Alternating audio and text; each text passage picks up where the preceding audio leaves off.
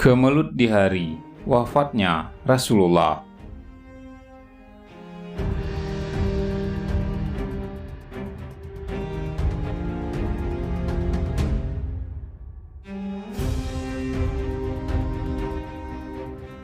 Jazirah Arab pecah dalam kekalutan. Suasana tak lagi sama seperti biasanya. Orang-orang saling berkata tentang apa yang mesti mereka lakukan ketika Rasul Shallallahu Alaihi Wasallam wafat, termasuk di kota itu, Mekah nan mulia. Kota yang baru 3 tahun masuk dalam naungan kepemimpinan umat Islam itu merasakan kekhawatiran serupa. Beberapa orang yang keislamannya belum kuat berbisik-bisik dan menebar benih pemberontakan sambil berkata, "Apakah ini saatnya kita kembali menyembah berhala?"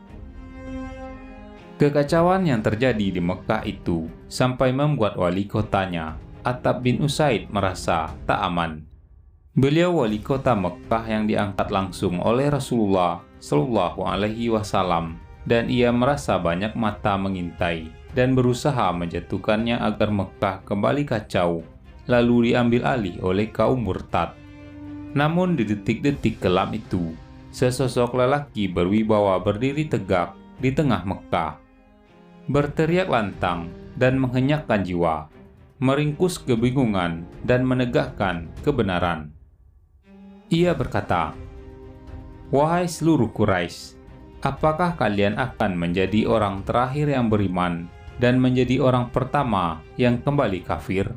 Sungguh Nabi Muhammad SAW adalah utusan Allah yang hak, dan beliau tidak akan wafat sebelum risalah disampaikan dan amanah-amanah ditunaikan." Penduduk Mekah pun sadar mereka telah merasakan nikmatnya Islam, maka betapa bodohnya jika mereka memiliki kekafiran lagi setelah Mekah dihias pelita tauhid. Siapakah laki-laki bijak yang dengan orasinya mampu menenangkan penduduk Mekah? Beliau adalah juru bicara musyrikin Quraisy yang berunding dengan Rasulullah Shallallahu Alaihi Wasallam setelah Nabi dan sahabat-sahabatnya dilarang masuk ke Mekah. Lelaki itu adalah orang yang melarang Ali bin Abi Thalib menuliskan Muhammad Rasulullah di lembar perjanjian Hudaibiyah. Lelaki itu pernah menjadi tawanan perang Badar.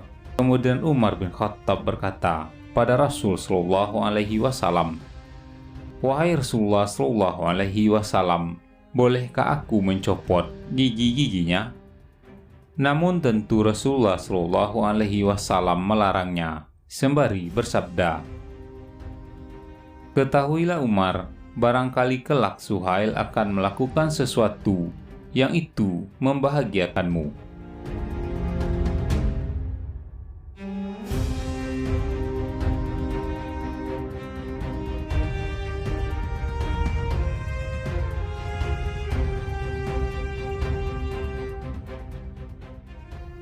Namanya adalah Suhail bin Amr, tokoh yang sering disebut sebagai Katibu Quraisy, orator dan juru bicara Quraisy.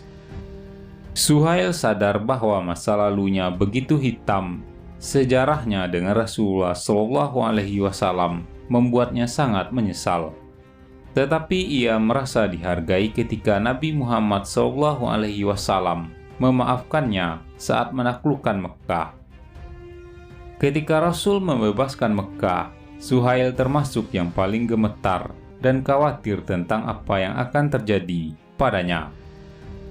Namun ketika Rasulullah selesai membebaskan Mekah, beliau memerintahkan pada sahabat-sahabatnya, "Jika kalian bertemu Suhail bin Amr, janganlah kalian menajamkan pandangan mata kalian kepadanya. Sungguh Suhail adalah orang cerdas dan memiliki kemuliaan. Orang seperti Suhail tak akan bersikap bodoh pada Islam." Dan benarlah sabda Rasulullah Shallallahu Alaihi Wasallam. Suhail masuk Islam dan benar-benar melaksanakannya sepenuh hati. Ia menjadi Muslim yang giat dalam sholat, puasa, dan seringkali menangis dalam doa-doanya. Keseriusan Suhail pada taubatnya pun ia buktikan dengan keberangkatannya menuju pembebasan Syam dan menjadi salah satu jenderal pasukan.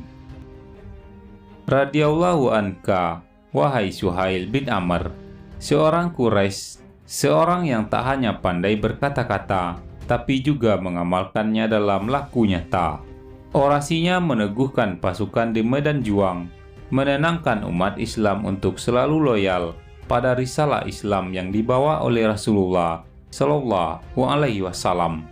Benarlah sang Nabi ketika beliau berkata pada Umar saat Suhail disandra pada Perang Badar, "Ketahuilah Umar, barangkali kelak Suhail akan melakukan sesuatu yang itu membahagiakanmu."